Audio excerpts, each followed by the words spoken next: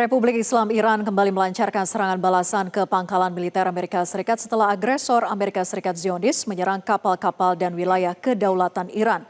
Terbaru, serangan balasan Iran menargetkan pangkalan militer Amerika Serikat di Bahrain dan Kuwait. Sejumlah foto citra satelit menunjukkan kehancuran di pangkalan militer Amerika Serikat Ali Al-Salim di Kuwait, serta di Bandara Internasional Kuwait menyusul serangan balasan Iran terhadap agresor Amerika Zionis. Juru bicara Korps Garda Revolusi Islam Iran IRGC menyatakan bahwa kerusakan di Terminal 1 Bandara Internasional Kuwait akibat kesalahan pada sistem Patriot Amerika. Berdasarkan hasil investigasi, pasukan Dirgantara IRGC sama sekali tidak melepaskan tembakan ke arah terminal penumpang di Bandara Kuwait dan kerusakan itu akibat kesalahan sistem rudal Patriot Amerika Serikat yang jatuh ke terminal usai upaya pencegatan yang gagal. Amerika Serikat mengalami krisis penyusutan stok rudal pencegat Patriot yang cukup parah akibat agresi ke Iran. Laporan terbaru Center for Strategic and International Studies mengungkapkan bahwa Amerika Serikat menembakkan lebih dari 1.000 rudal Patriot tetapi baru mampu memproduksi sekitar 172 rudal pengganti.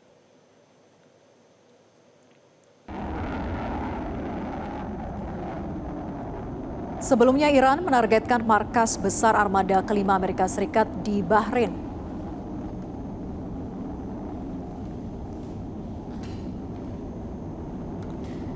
Dan pangkalan udara regional Amerika menyusul dua tindakan agresi yang menargetkan aset-aset Iran. IRGC mengungkapkan pada larut malam lalu militer Amerika Serikat yang agresif menyerang sebuah kapal tanker minyak Iran dengan proyektil udara di sekitar Selat Hormuz. Iran kemudian membalasnya dengan menargetkan sebuah kapal Amerika Zionis bernama Manaya. Rudal dan drone IRGC dilaporkan menghantam pangkalan udara dan helikopter Amerika Serikat serta markas besar armada kelima Amerika Serikat di kawasan.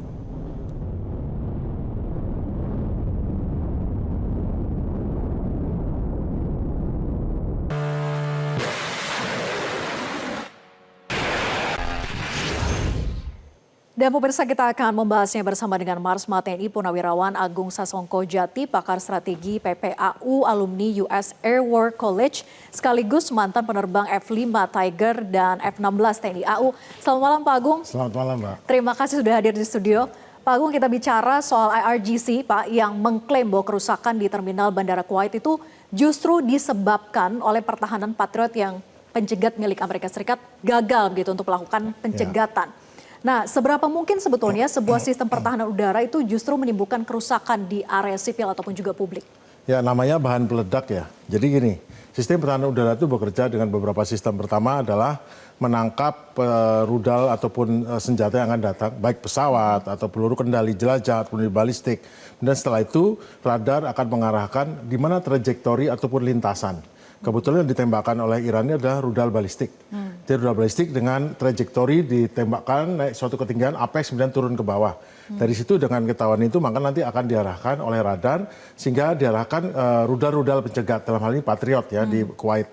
Rudal Patriot biasanya ditembakkan 2 atau 3. 2 dia akan menghadang, biasanya ditembakkan dari arah yang berbeda.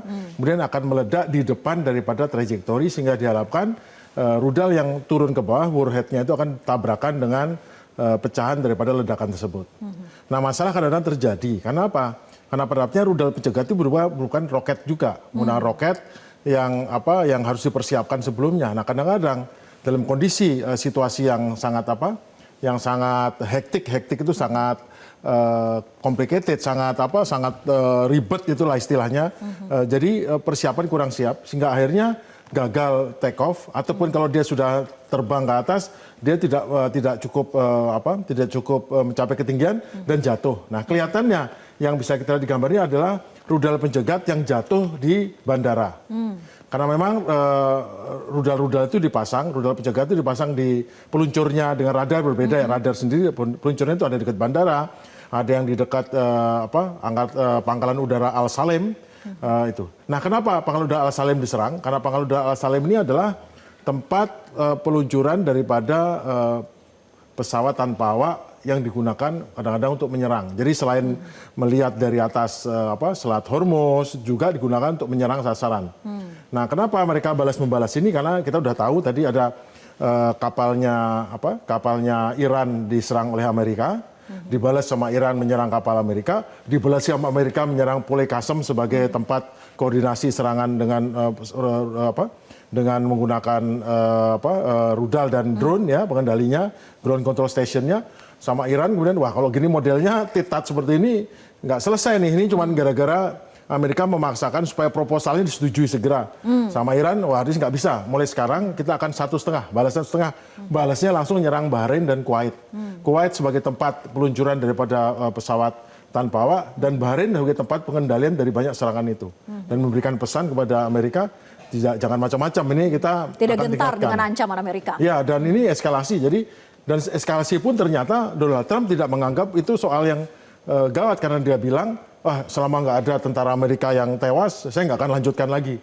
Artinya Iran meningkatkan, tapi sama Amerika tidak dibalas lagi. Artinya apa? Kalau kita pukul sekali sama dia dibalas 2 kali, kemudian dia menganggap itu nggak apa-apa, artinya memang Amerika nggak mau menaikkan. Jadi Iran sudah pada posisi dia bisa mukul 2 kali tapi nggak dibalas sekarang.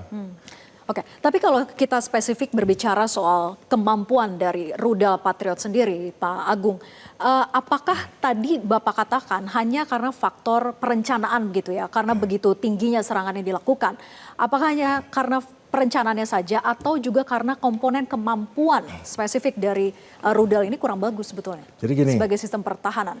Sebagai sistem, pertama ada pengendali radar. Radarnya harus baik, pengendalinya harus baik. Rudalnya harus baik, pengendali rudal harus baik, penyiapnya harus baik. Sekarang masalahnya adalah berapa banyak penyiapnya. Karena tadi dapat informasi kemarin bahwa ternyata banyak di antara seperti di Kuwait, seperti di Abu Dhabi, ternyata yang menghandle rudal Patriot bukan lagi tentara Amerika.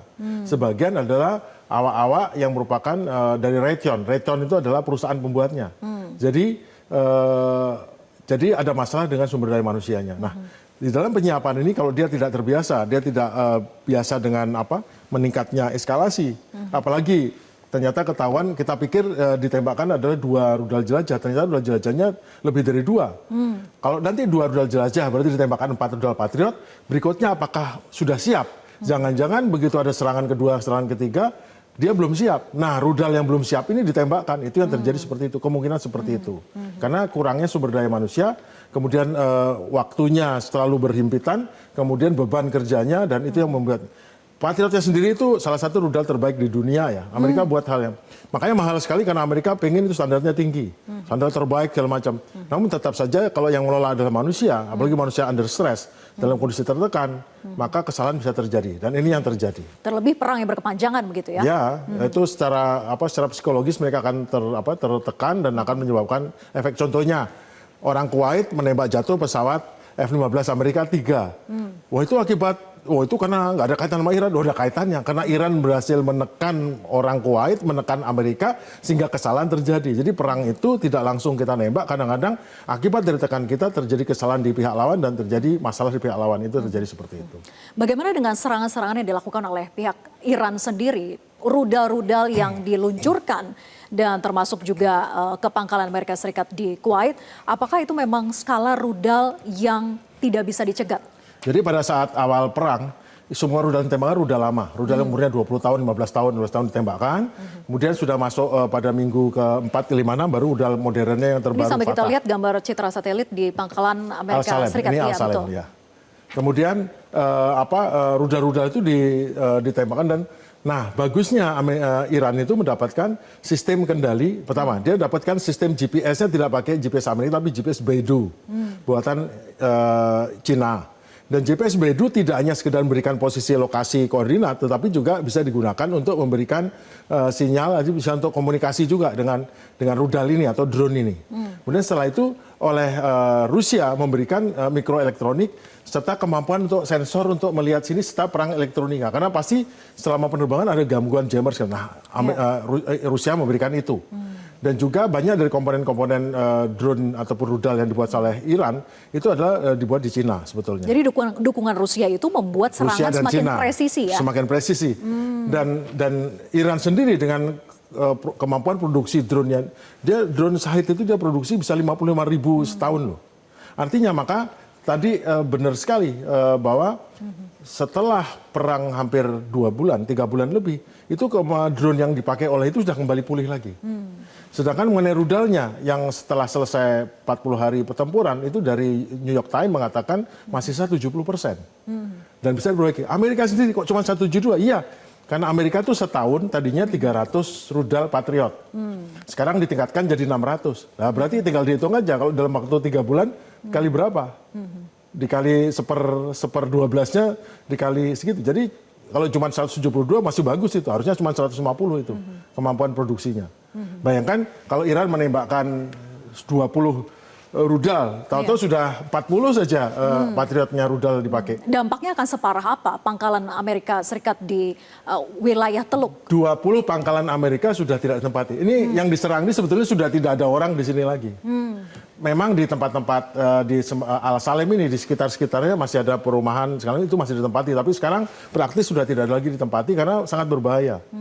Karena rudalnya Iran itu kan ada yang memiliki hulu ledaknya banyak, ada yang bisa dipecah segala macam, nggak ada yang ambil risiko.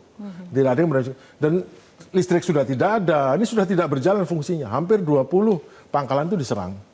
Jadi Al-Salim itu salah satu pangkalan yang menjadi tempat untuk logistik daripada Amerika. Jadi sebelum disebar di Timur Tengah, semua mendarat di Al-Salim dulu diperiksa, jadi tempat maintenance, perawatan daripada senjata-senjata rudal Amerika yang digunakan di pesawat, semua itu di sini dulu. Apakah Amerika benar-benar tidak memperhitungkan, artinya kekuatan sistem pertahanannya sampai seberapa panjang untuk kuat melakukan perang dengan Iran begitu ya? Tapi dijawab nanti, Pak Agung, usai jeda tetap bersama kami di Prime Time News. Pemirsa, Presiden Amerika Serikat Donald Trump mengecam pemungutan suara di Dewan Perwakilan Amerika Serikat yang berupaya untuk menghentikan perang Iran. Ia menganggap pemungutan suara itu sebagai langkah tidak patriotik dan mengganggu negosiasi dengan Teheran. Hal ini diungkapkan Trump dalam akun Truth Social miliknya. Menurut Trump, pemungutan suara yang dilakukan DPR Amerika Serikat itu tidak patriotik dan mengganggu negosiasi damai dengan Iran.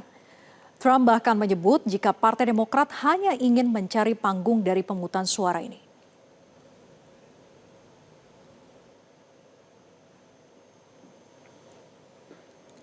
Sebelumnya pada Rabu waktu setempat, Dewan Perwakilan Rakyat Amerika Serikat menyetujui resolusi yang diajukan Partai Demokrat guna menghentikan agresi militer Amerika Serikat terhadap Iran hingga aksi militer itu mendapatkan otorisasi resmi dari Kongres. Dalam pemungutan suara DPR Amerika Serikat menghasilkan 215 suara setuju berbanding 208 suara menolak. 4 anggota Partai Republik diketahui ikut mendukung resolusi bersama Partai Demokrat. Ini merupakan kali keempat DPR Amerika Serikat mencoba untuk membatasi keterlibatan militer Amerika Serikat dalam agresi ke Iran. Meski tidak serta-merta menghentikan operasi militer, langkah ini dinilai sebagai teguran politik terhadap tindakan agresi yang dijalankan rezim Donald Trump. Without objection, the motion to reconsider is laid on the table. On this vote, the yeas are 215 and the nays are 208. The concurrent resolution is adopted.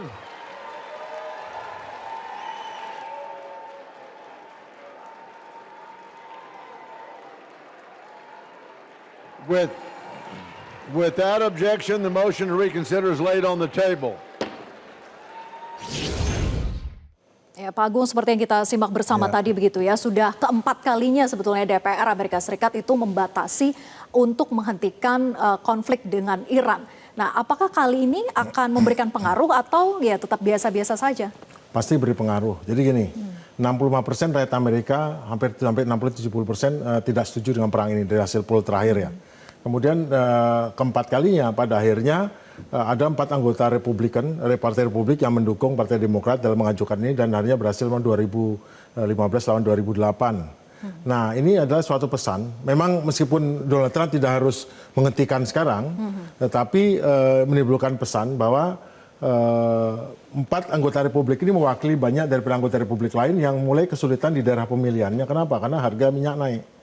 Dengan harga minyak hampir naik hampir 2 kali lipat, itu sudah merepotkan banyak hal, dan lagi pupuk ya, pupuk, minyak, plastik dan segala macam yang dibutuhkan oleh masyarakat Amerika. Orang bilang Amerika kan produsen minyak terbesar di dunia. Iya, tapi masalahnya mau terbesar di dunia kalau ada 20 juta barel yang terhenti di Timur Tengah, artinya minyak di Amerika juga naik juga karena memang harga sama kayak harga emas kan. Mau produsen emas terbanyak tidak membuat emas itu jadi lebih murah. Nah, yang terjadi adalah sekarang adalah masyarakat Amerika itu sangat keberatan menimbulkan efek, dan pada Partai Republik juga mereka udah kesulitan. Kalau enggak nanti dia akan pemilihan primary dan pemilihan sela di bulan November nanti akan ada masalah bagi mereka. Jadi dan ini kemungkinan akan dibawa ke Kongres. Sekarang ini belum bisa mengikat Donald Trump. Tapi nanti dibawa pemungutan suara di Kongres, nanti bila 2/3 anggota Kongres menyatakan tidak, maka Donald Trump tidak bisa. Nah, tapi itu mungkin tidak sampai di situ. Tapi ini sudah cukup mengirimkan pesan kepada Donald Trump, dia nggak bisa sembarangan. Dia harus segera cepat menyelesaikan kegiatan. Nah, cuman kan sekarang ada masalah. Sekarang Iran sudah tidak bisa lagi diajak main-main. Pilihannya cepat diselesaikan dengan memenuhi keinginan Iran dan kelihatan kalah, atau nanti justru malah makin belakangan makin kalahnya makin besar. Memang bagi Amerika tidak ada win besar. Win kecil pun tidak. Dia yang penting gimana caranya lose kecil. Lose itu kalah kecil. Karena kan logikanya gini. Bila negara adik kuasa tidak bisa menang, maka negara yang ditekan sama dia tidak kalah. Begitu saat dia tidak kalah, untuk menghentikan ini kan harus negosiasi. Pada saat negosiasi terjadi, kemudian terjadi negosiasi, maka pihak yang kecil diajak negosiasi berarti dia meningkat levelnya. Dan dia meningkat levelnya artinya dia menang. Karena dalam negosiasi pasti keinginannya terpenuhi. Dengan kondisi dia lebih lemah sebetulnya Iran, bisa berhasil bernegosiasi levelnya setara dengan Amerika. Kemudian saat negosiasi ternyata Amerika tidak semua bisa terpenuhi keinginannya, tapi Iran terpenuhi, artinya Iran menang. Itu yang sangat ditakutkan sama Donald Trump. Nah ini sekarang gimana caranya, makin ditekan nih dengan DPR-nya Amerika kan, House Representative menekan dia, jadi pasti akan menimbulkan masalah bagi Trump kalau dia tidak segera menyelesaikan. Sekarang mau dia pinter twisted, mau diputar balik kata-katanya, kenyataannya Iran tidak bergeming, dan Iran memang dalam posisi yang lebih kuat, leverage, daya tawar lebih kuat untuk lebih kepentingannya diperhatikan daripada kepentingan Amerika yang tidak punya rencana. Ya, tapi kan selama ini problemnya Trump itu tidak mau mendengar gitu berbagai masukan, baik itu tuntutan dari masyarakatnya sendiri ataupun juga dari DPR sampai dengan Kongres. Nah, kalau memang tetap dilanggar oleh Trump, apa dampaknya? Trump mendengar, tetapi dia punya program sendiri. Dia kan punya prinsip bagaimana untuk mendapat art of the deal. Dia bikin buku tahun 97. Art of the deal itu pertama adalah kalau kita mau tawar-nawar sama orang, pertama kita serang dia, ketekan dia, kita injek dia, sehingga pada saat negosiasi, nanti keinginan kita yang terpenuhi sama orang itu. Pada saat nanti hasil dari perundingan itu ternyata masih menguntungkan dia, ya kita gimana caranya kalau tidak terlalu kita bail out, kita pergi aja begitu. Bisa tidak berujung sampai pada impeachment, Pak Agung? Oh bisa, karena ya kembali. Kalau nanti sampai Republik tidak mendapatkan angka yang cukup, sekarang kan mereka mayoritas di Kongres dan di Representatif ya, di House Representative, di DPR-nya. Tapi kalau nanti dia tidak menjadi mayoritas, maka impeachment sangat terjadi. Impeach itu tidak berarti dia digusur, diganti dengan defense, tidak. Tapi dia bisa juga dikurangi hak-haknya. Jadi Kongres bisa mengeluarkan kesepakatan bahwa Donald Trump tidak boleh begini. Jadi hak prerogatifnya presiden itu dikurangi di situ bisa. Atau dia mau diturunkan bisa juga. Nah itu yang terjadi.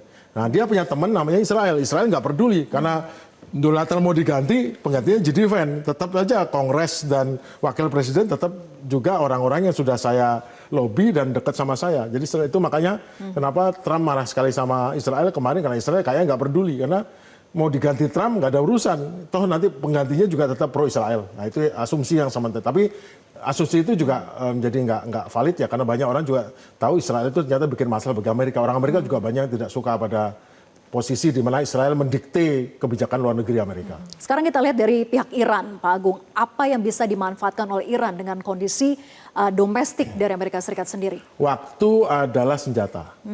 Bayangkan, Iran sekarang punya senjata geopolitik dan senjata geoekonomi. Dengan menginjak Selat Hormuz, betul dia nggak usah dibahas lah, dia susah hidupnya, ekonominya buruk. Sekarang kita lihat dunia. dunia apa-apa menjadi naik harganya, menyebabkan inflasi di negerinya, apalagi di Amerika, inflasi berkembang menjadi naiknya suku bunga, naik suku bunga menjadi orang kesulitan untuk membayar utang, menjadi nanti adalah resesi, dan bisa kalau itu fatal bisa depresi. Depresi itu membuat runtuh, jadi keuangan runtuh. Tidak usah jauh-jauh. Bahkan di Dubai, saya dapat informasi kemarin, Dubai itu bursa sahamnya rontok, Dubai, Abu Dhabi. Dubai itu rontok 300 miliar dolar. Abu Dhabi 100 miliar dolar. Rakyat Amerika itu sudah mengalami kerugian akibat harga naik semua ini udah 100 miliar dolar. Jadi hampir semua negara itu banyak sekali. Yang bayar adalah ya rakyatnya atau ya pemegang saham. Jadi ini yang orang yang pembela Amerika sering bilang, loh Amerika kan dia anggaran perangnya 1,1 triliun dolar. Kalau perangnya cuma 30 miliar dolar, 100 miliar dolar enteng.